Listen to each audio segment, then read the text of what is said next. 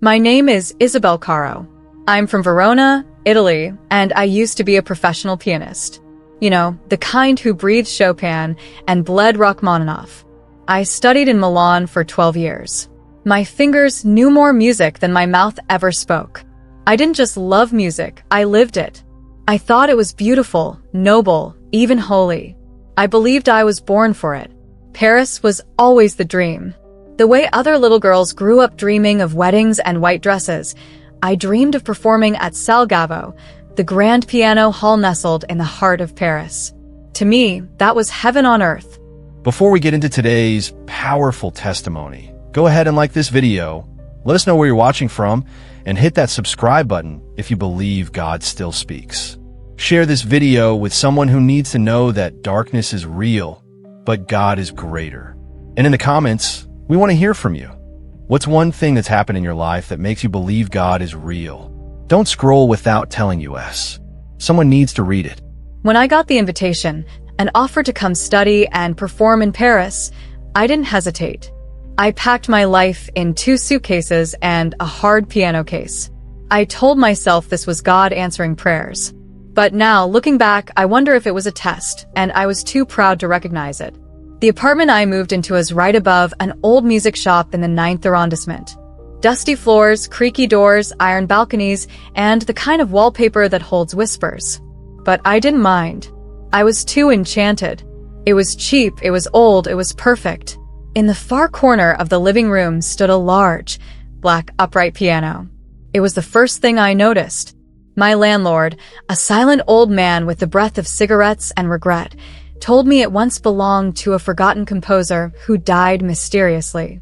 I laughed when he said that. I actually laughed. I said, well, let's hope he left some talent in the keys. If only I knew what I had just invited. The first night, I didn't sleep. The radiator clanked like chains, and the streetlight kept flickering outside. I chalked it up to Parisian charm. Around 3 in the morning, I heard something. A note. A single, soft note. I sat up in bed like a soldier. It came again, clear as glass. A C sharp. Then an A. Someone was playing my piano. But the room was locked. I checked. Nothing. No one. I stared at the piano for a full hour, convinced it would twitch or turn or breathe. It didn't, but something inside me did. A knot started forming in my gut, small at first. The kind you feel when someone is watching you. I should have prayed. I should have rebuked it. But no, I told myself I was tired. Maybe I was hearing things. I ignored it, like a fool. The second night, it played again. Not a song. Just a few scattered notes, like a child trying to remember a lullaby. I didn't run. I didn't even question it. I just sat there and listened like it was speaking a language I had always known but never understood until that moment. And maybe that's where the real horror started, not with the piano playing by itself, but with me accepting it. You see, when you're desperate for something, fame, recognition, success, you'll excuse almost anything, even if it reeks of death. By the third night, I started leaving the lid open, waiting, like it was a pet that might want to play. I started dreaming about melodies I'd never written. I'd wake up with sore fingers and sheets of music I didn't remember composing. I blamed inspiration. I should have blamed the devil. But pride will make you blind. And I was too busy chasing my dream to see that I was walking straight into a trap. And God was silent. Or maybe I just wasn't listening. What I didn't know then was that the dream I came to chase would cost me everything. My voice, my talent, and almost my soul. The invitation came in an email. Plain text. No big words. No fluff. Just a spot at a summer performance series in Paris and a tiny apartment above a music shop. Most people would have asked questions. What kind of show? Who's funding it? Why me? But I didn't care. I was too proud. I told myself I'd earned it. Years of aching wrists and missed holidays. Paris was the reward. Or so I thought. I moved in the following week. The landlord didn't ask for much. A little cash, no questions. He handed me the keys and muttered something in French about not playing after midnight. I laughed. Not because it was funny, because it was strange. Like telling a baker not to bake at dawn. But again, I brushed it off. I was a foreigner. Maybe it was just an old building rule. The place was tiny but had character. Wooden floors that creaked with every step. A fireplace that hadn't been lit in years. And, of course, the piano. Black, heavy, and full of silence. I touched it like it was alive. Cold keys. But they warmed up under my hands. I played a few bars of Debussy and felt the room shift. Not in a magical way, in a watching way. As if the piano was listening. I told myself I was imagining things. Moving to a new city can play tricks on the mind. But something in me stirred. Not excitement. Not peace. Something else. Like standing in front of a mirror and not recognizing your own face. I started rehearsing daily. The music flowed, but I didn't feel in control. I'd play for hours, forgetting time. My phone would die. Meals would go cold. But my hands felt like they were chasing something, or maybe being chased. Still, I said nothing. I smiled through phone calls. Told my parents Paris was magical. What was I supposed to say? That the piano felt haunted and the apartment watched me sleep? They would have thought I'd lost it. Maybe I had, but by then it was too late. The stage had already been set. The piano became the center of everything. I couldn't ignore it, even when I wanted to. It sat there like a black coffin, quiet in the day, hungry at night. I started calling it the beast in my head, not because it looked evil, but because it demanded something. Always. It wasn't just old. It was ancient. The kind of piano that doesn't come with a brand name or a serial number. The wood was faded black, chipped in places, and it had this faint smell, like rain on burnt paper. When I asked the landlord about it, he shrugged and said, "It came with the building." That was all. No story. No warning. Just there it is. And me, the fool, I thought maybe it had waited for me. The first time it played by itself, I was half asleep. 3 soft notes. I froze. The kind of freeze where your body hears danger before your brain does. I sat up in bed, staring at the piano in the dark, waiting for it to move.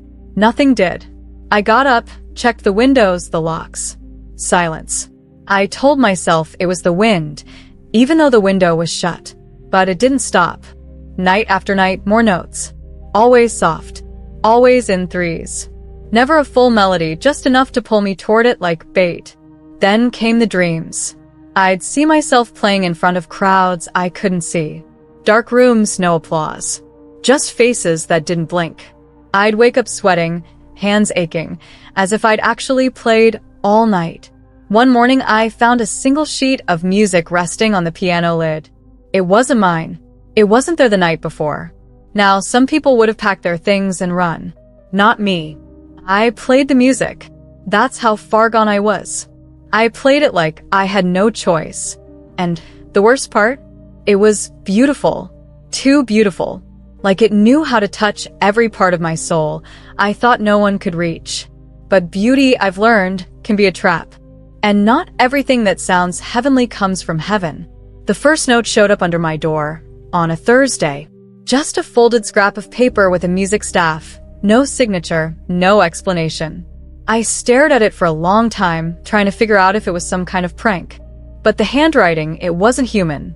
Not messy, not neat, just off. Like someone pretending to write music without fully understanding what it meant. I should have thrown it away. I really should have.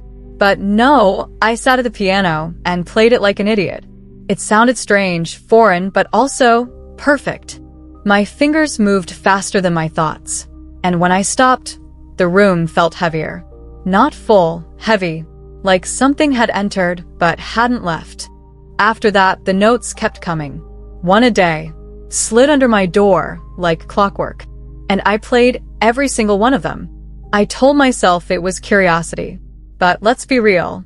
I was hooked, addicted. Each melody gave me this strange high, like touching something you weren't supposed to touch.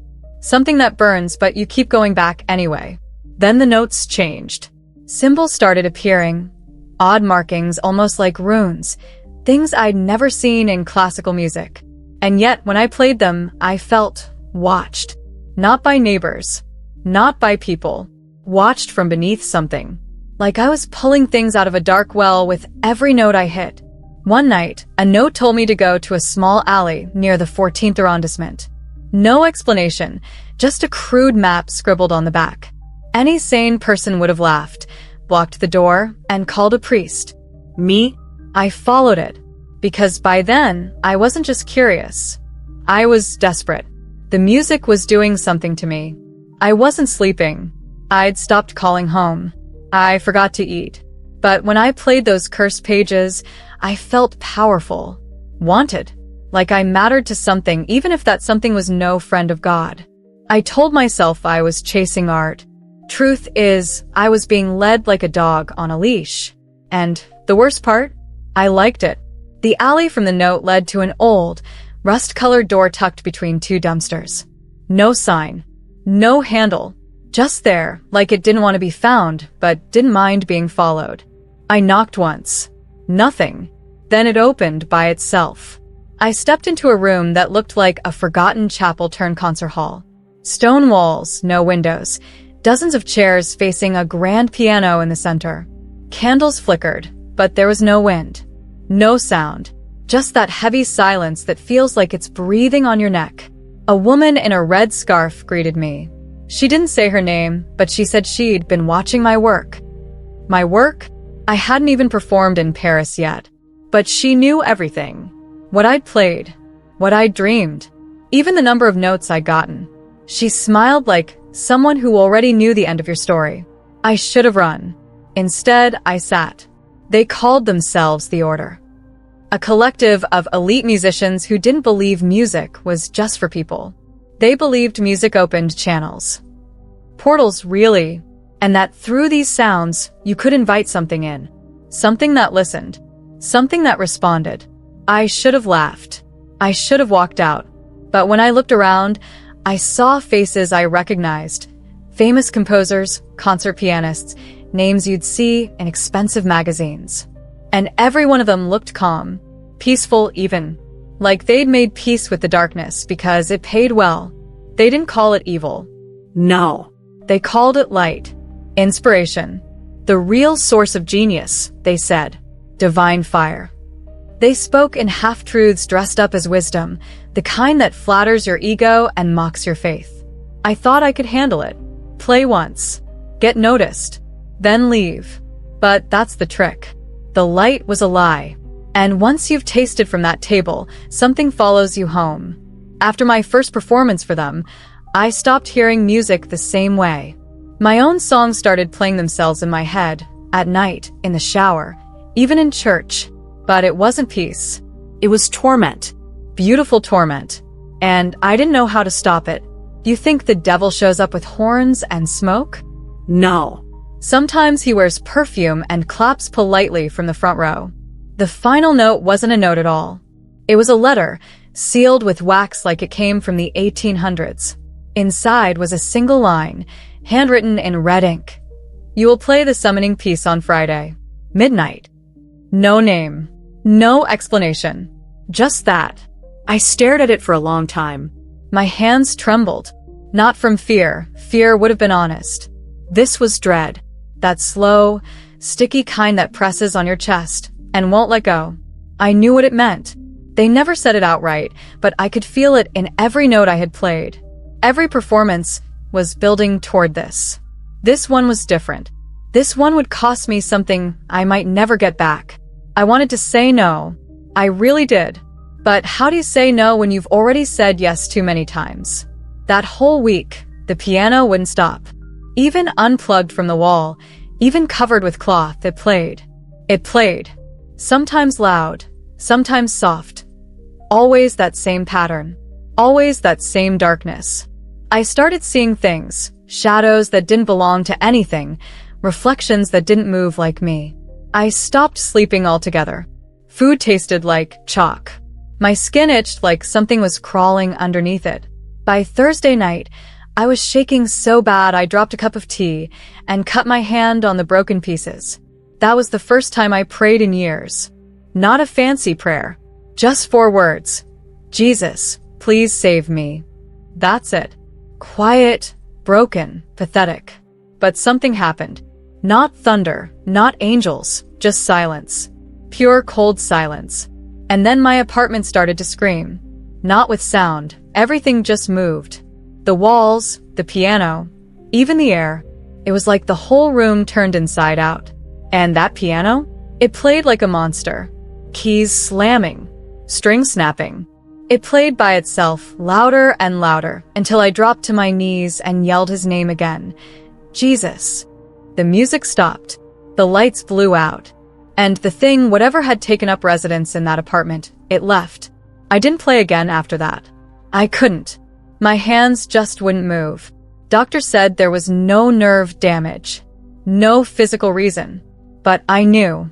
God had shut the door I never should have opened. And honestly, I thank him for it. I didn't leave the apartment for 3 days after that night.